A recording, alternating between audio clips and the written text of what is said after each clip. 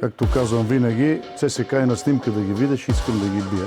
Би за да те уважава. Ей, кока виж какъв грозник, свипа си Ален Делон. Ужас. Нямам познат резултат скоро. Кокала, та-та-та-та.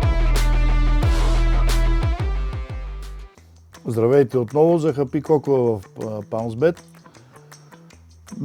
Нови два матча, Барселона, Атлетико Мадрид, пак четвъртфинал Шампионска лига.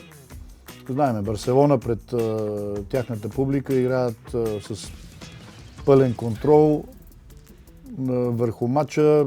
Там коефициент на притежание на топката отива почти винаги 60 на 40 или 70 на 30 с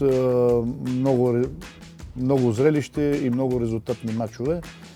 Тук бих дал точен резултат 4 на 1. Следващия матч и последен в програмата ПСЖ срещу Ливърпул. Отново един оспорван матч. Всеки ще иска да продължи напред. Естествено, ПСЖ ще иска да вземат добър резултат в първия матч, за да имат шанс във втория на Анфилд. Тук предвиждаме един точен резултат. Победа за ПСЖ 2 на 1.